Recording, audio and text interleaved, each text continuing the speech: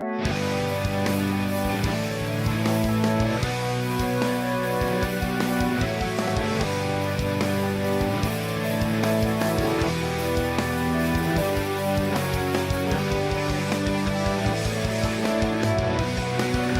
what's going on, guys? This is the Erie Better Beer Bureau back with another blind review. Pat and Dave were downstairs when I poured this one up. We're going to get right into the aroma, see what they think about it. Hello, barley wine. Yeah. You know, it's got a nice caramel malt body. A really rich caramel malt body. Mm-hmm. And almost a burnt caramel. And then it's got a nice bitey, piney hop presence on it, too. Right. Mm-hmm.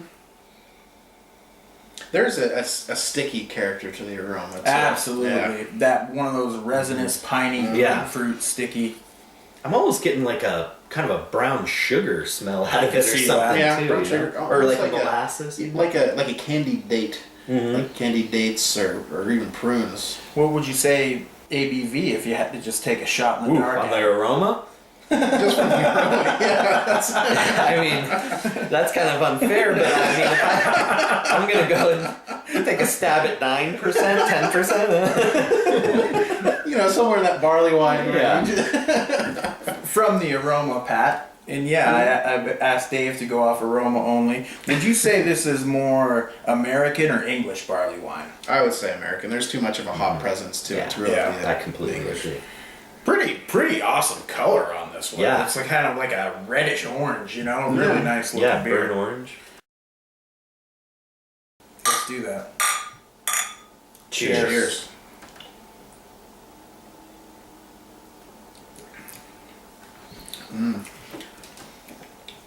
Caramel, toffee. The hops aren't, I mean, they're there. Not as prevalent on They're the not taste, as big in your face as they are. Like, I was In the getting aroma. way more hop on the aroma. But I tell you, the malt body is the star of the show on this one. That's actually, before I even tasted the beer, I thought, wow, this is a thick, hearty beer. Yeah. Right from the first It sip. does have a solid mouthfeel on it, though. You know, I'm getting, on the back end, I'm starting to get those hops coming back again on this beer. The hops, there's a little bit of an alcohol taste to it, too. A little bit. I'm standing by my 9% rating, though. Gotcha. Yeah, I'm going to go 10. I think it's a little higher than that. Do you think it's one that you've had before or we could get locally? That's a good question.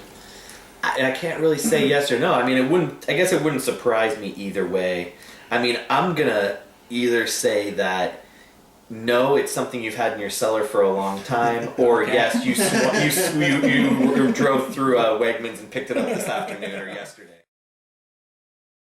Huh? This is an enjoyable, I'm going to say American barley wine, too. Okay.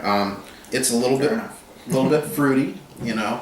It's, of course, on the darker side, but still a little bit fruity, a little bit hoppy.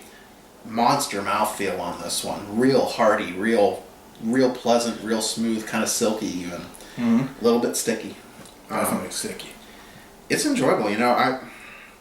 You know, you just said something that sparked my interest. Maybe we have had this. You said Monster. And I'm wondering if this is Brooklyn Monster.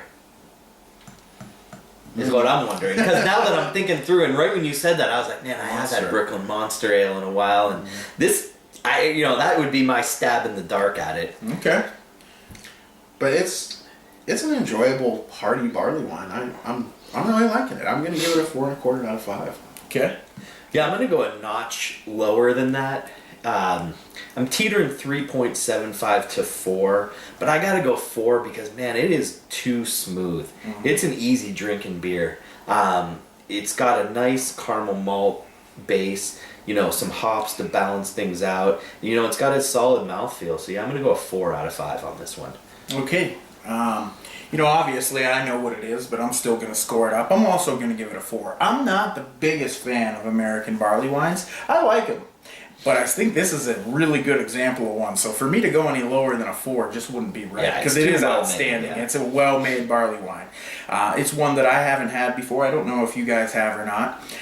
It's aged for 1 year, almost to to the month at least, maybe not to the day, and it's a limited release from 3 Floyds out of Munster, Indiana. This is Behemoth. Nice. So, Good call. Big monster. yeah, if and you I will. think, Pat, that It's you a were Behemoth. pretty dead on the ABV. I think it's 10. It doesn't say on the bottle here, but I think it's 10 point something, like 10.1 or 10.2 or 10.2. something. Yes. Nice. So, Yeah, cheers to that. Yeah. Great beer. one I've been waiting to try for a while. I've had that particular bottle in my cellar for a year. So that's exactly. last So, year's. Yep, Nice. the Orange Wax is the 2013. So, Perfect. till next time, guys. Cheers. Cheers.